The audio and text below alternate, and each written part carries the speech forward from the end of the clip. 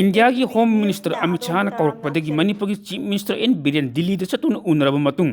मणिपुर हौजिक हौजिक कांगलुप अनिगी ओइबा इरांग असिगी मतंगदा कुपना खननैनखरे होम मिनिस्टर अमित शाह उनरब मतुंग मणिपुर की चीफ मिनिस्टर एन बिरेन की सोशल मीडिया प्लेटफॉर्म थगलप वरोल अमदा स्टेट असिगा मरी लेनबा अवाट अपा वफम कया खननैनखी गवर्नमेंट ऑफ इंडिया नसु मणिपुर मियांगी अपाम यंगलगा करिगुम मरुइबा थबक खरा पैखलकनी हाइबगी थाजबा वफमसु यूनियन होम मिनिस्टर थमलखी मणिपुर कांगलुप यांग थोलक मणिपुर की chief minister union home minister Amit Shah हकथेंगन उनबजी हंतकी असिन मरीरक सुबनी अहुमलकन दिल्ली अमुकरकन इम्फाल उनखिबनी इम्फाल उनखिब अदु अमित शाह हकथेंगन फिवम यंगसिनब लाखिबदनी union home minister Amit Shah ममांग चही की जून कुन मिदांग वैरमदा इम्फाल थुंगलखिबनी इम्फाल अहिंग अनी लैरब मतुंग जून की तांग अम्मा नुमित यंग मतुंग दिल्ली गिदमक इम्फाल थदोखिबनी कांगलुप की इरांग थोकलब मतुंग मणिपुर की chief minister union home minister हकथेंगन उनबसी इम्फाल उनखिब अदुना अनिरक सुबनी अहुमलक सुब ओइना दिल्ली उनबद यूनियन होम मिनिस्टर तंपाक इरांग थोक्तनब होनौ चिंगी अइन दायित्व लौगनि हाइरखि वफमसिंग मीडिया फोंदोप लैखिबनी मदुगी मतुंग मतम सांगना उनदना लाक्लब मतुंग था असिगी तांग अहुमद अमुक उनखिबनी तांग अहुमद उनखिब दु BJP Bharatiya Janata Party National People front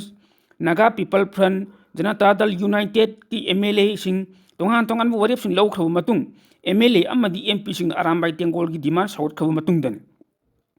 जनवरी तांग 13 chief minister secretariat chief minister chair लौदुना खनखिब मिफमदा बीजेपी एनपीपी एनपीएफ अमसुंग जेडीयू की एमएलए सिंह की ओइबा मिफम अमदा तोंगान तोंगान वरेप मरीस लौखिबनी जनवरी तांग 19 कंगलाद पांथोखिब मिफम अमदा एमएलए 53 एमपी अनिना सरुक याबग लोइनना अरामबाई डिमांड सिंह सौगटखिबनी हौजिक की ओइना मणिपुर मियाम की अपाम सिंह करिनो हाइब तारगदी जनवरी की तांग 19 बीजेपी एनपीपी एनपीएफ जेडीयू की एमएलए सिंहना लौखिब वरेप सिंह अमसुंग जनवरी तांग 19 एमएलए अमसुंग एमपी सिंह खुरियक पिदुन सौगटखिबा अरामबाई तेंगोल की डिमांड सिंह अदुनि हाइना लौबु याय हौजे हंगनिंगाई ओइरलिबदी यूनियन होम मिनिस्टर पैखटकनी हाइना थाजब पिरकी हाइरिबा मणिपुर मियाम की अपाम हाइरिबसिंग अदु जनवरी तांग 19 की वरेप सिंह अमसुंग अरामबाई तेंगोल की डिमांड सिंह अदुगा मरी लेनबसिंग ओइगद्रा नत्र ओइरोइद्रा हाइबसिनी हाइरि वफम सिंह थबक ओंथोरक्प्रा हाइबदुदी मतम खरा ngaiminakhiba tari मियामना थवाई तान येंजरिबा इपाक टीवी न्यूज हाइबा न्यूज नेटवर्किंग यूट्यूब चैनल अमदी फेसबुक पेज असिबु लाइक अमदी सब्सक्राइब फॉलो तौबिदुना सपोर्ट तौबियु हाइजरी।